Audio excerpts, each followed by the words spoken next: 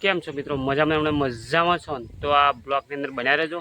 જબરજસ્ત માયાભાઈ આહિર વિશેના 2-3 શબ્દ આપણે કહેવા છે, અને એવા કહેવા છે ને તો પણ એમને પણ દિલની અંદર ઉતરે, બરાબર. અને આ માયાભાઈના કુંવર વિશે પણ 2-3 શબ્દ કહીશું, બરાબર છે. જય કોળી સમાજ, જય મન્નાતા, જય રાજપૂતાના. તો ઠીક વિડીયોની અંદર પૂરો જોજો મિત્રો. બ્લોગ ઘણા દિવસથી બનાવ્યો નહોતો, પણ આજે તો બનાવી નાખીએ. કે વાતો તો એવી મળે એટલે બ્લોગ બનાવવાના હું રોજ નહીં મિત્રો, ખબર તો છે તમને. તો બ્લોગ કિશન રાજપૂતાના બનાવી દઈએ, પણ ડેલી બ્લોગ હવે આવશે મિત્રો આપણા. પણ ઘણા બધા સમાચાર સારા લઈને આવશે. ઘણા બધા કાર્યક્રમો એવા બની રહ્યા છે એકબીજાને દિલ દુભાવે એવા ઘણા બધા. ધારો કે માયાભાઈ આહિર એમ કહેશે કે જે થયું તે સારું થયું, એમ કહેવા બોલી ગયા છે મિત્રો. માયાભાઈ એમ કહે છે કે જે થયું તે સારા માટે થયું, બરાબર છે. એમને કેવું એમ છે તો ભાઈ પહેલેથી સારા માટે થયું હોત તો આટલો બધો ટાઈમ શું લેવા લાગેલો ન્યાય મેળવવા માટે? અમને શોખનું આ બધું કરેલું તો પહેલેથી તમારે એમ ના કહેવાય કે ભાઈ છોકરો છે, ભૂલ થઈ ગયા છે તો માફી માગી લેવી હતી તમારે દીકરાને, કે ભાઈ મારાથી ભૂલ થઈ છે, આવું કૃત્ય ક્યારેય થાય નહીં મારાથી, એ રીતે માફી માગી હોત તો આ બધું ડીઝલ પેટ્રોલ ધામ ધમાલ એસઆઈટી ટીમની રચના, 2 પીએસઆઈને રિટાયર, આ બધું કરવાનું કારણ શું?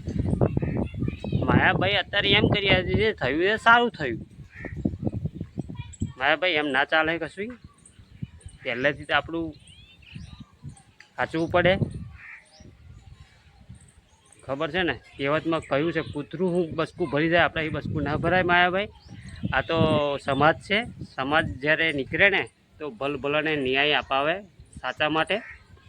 અને શું માયાભાઈ આપણે જયરાજ આહિરને જામીન મળશે કઈ તારીખે? 6 તારીખની વાતાવરણ ચાલી રહી છે અત્યારે. જયરાજ આહિરને ન્યાય મેળવવા છૂટો કરવામાં જામીન આવશે, બરાબર. ન્યાય તો નવનીતભાઈને હવે મળી ગયો છે, પણ નવનીતભાઈ અત્યાર સુધી એમ કહે કે વરઘોડો કાઢવાનો છે. તો નવનીતભાઈ આપણે શું કરશું બોલો? વરઘોડો નીકળશે જયરાજનો કે નહીં નીકળે? એ તો જરાક ભાષણમાં તો કહ્યું છે મોરે મોરો એકને મારવા માટે તમારે દાઢિયા કરવા પડ્યા. વિચાર કરો, એકને મારવા માટે તમારે દાઢિયા કરવા પડ્યા, તો 2ને મારવા માટે તો તમારે શું કરવું પડે? હેલિકોપ્ટર લાવવો પડે, ફાયરિંગ કરાવવું પડે તો થાય, એવું ને?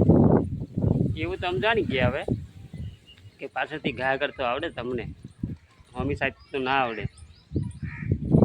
બહારના ગુંડાઓ મંગાવવા પડે, હાથા પણ તમારા હોય, હાથા કોઈ તમારા હોય, બરાબર છે. અને માર ધમકીથી તમને બોલાવવા પડે બીજા માણસોને. તો આવું શું લેવા કર્યું તમે?